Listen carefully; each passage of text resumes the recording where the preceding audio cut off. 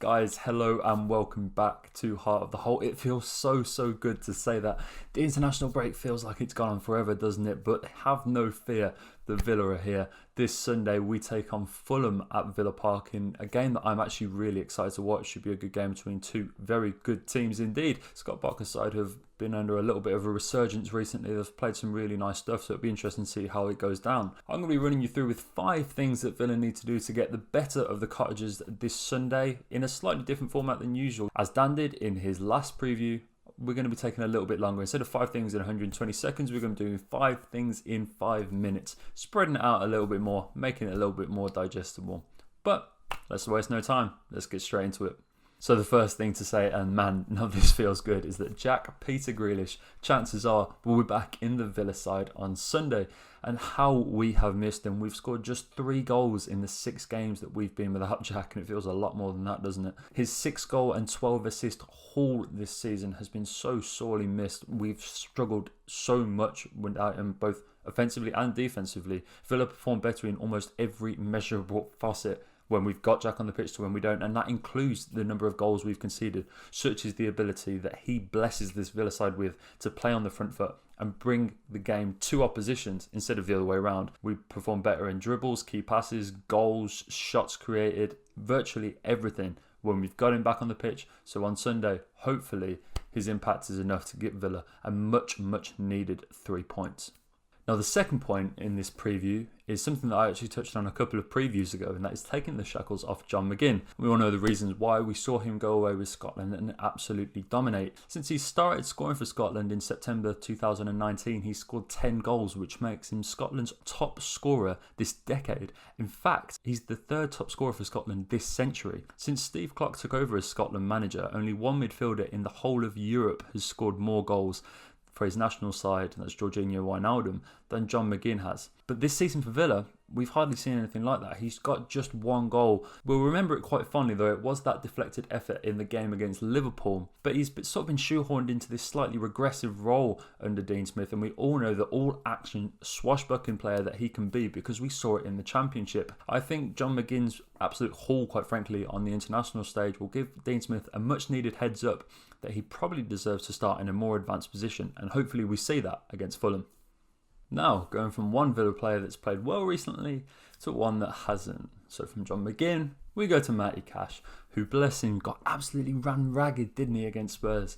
Lucas Moura had him on skates all game, and then he, rightly or wrongly, conceded the penalty that Harry Kane then scored from to double Spurs' advantage. It was probably one of his worst games in a Villa shirt, and in this game he comes up in a similarly tricky player in Ademola Lookman, who's been a real standout for Fulham this season. He's probably their primary offensive threat. He's created 102 shot creating actions this season, which is the 6th most in the league. Obviously, Jack Grealish sits in the top 5. But he's still a threat nonetheless. That's a real key point in this game for me, is if Matty Cash can keep a lid on Ademola Lookman, because he's probably their most dangerous creative outlet. And if you can stop him, there's every chance you stop Fulham scoring goals. But if it isn't Ademola Lookman that's causing problems on Sunday, there's every chance it will be Alexander Mitrovic. And this is not something I thought I'd been saying before the international break, because the Serbian had just featured twice since Christmas under Scott Parker. But given how he's gone away and performed on international duty, I think he's definitely in contention at the least for Fulham this Sunday. He scored 5 times in 203 minutes for Serbia, which is a crazy record, including in all 3 of their games, and became Serbia's all-time top scorer in the process. There's a growing frustration amongst Fulham fans that Scott Parker hasn't been able to get the best out of their Serbian talisman this season, and so when he's performing as well as he is on international duty, you definitely expect him to be heavily involved in Sunday, something that Villa might not have prepared for, but something that we definitely need to be wary of. So, just as we wrap it up, a final point on how Fulham tend to play, and they pack a lot of players who are confident in running at their markers.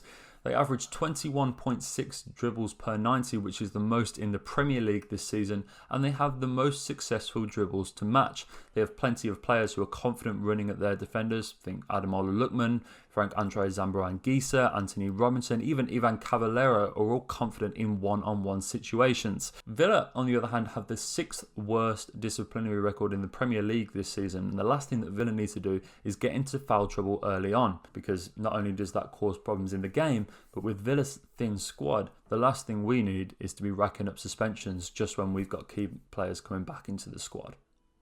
So there you have it, Villa fans, the 5 things that Villa need to do to beat Fulham on Sunday. The game is live on Sky Sports. I absolutely cannot wait to watch it. It will be so good, especially if we see Jack in the side as well. We've also got Wesley playing some minutes. He played 45 minutes in a friendly against West Brom, while some of the other lads were on international duty. So hopefully we get to see the Villa's favourite Brazilian back in action sometime soon. If you guys have enjoyed this new preview format, let us know, because Dan and I absolutely love recording them. We appreciate every single comment, every single view, every single like, and we also hit 4,000 subscribers recently, which I'm still not over. So thank you so much to everyone who watches and supports this channel. It means the most. We'll be back on Sunday with your favourite podcast, The Villa Filler.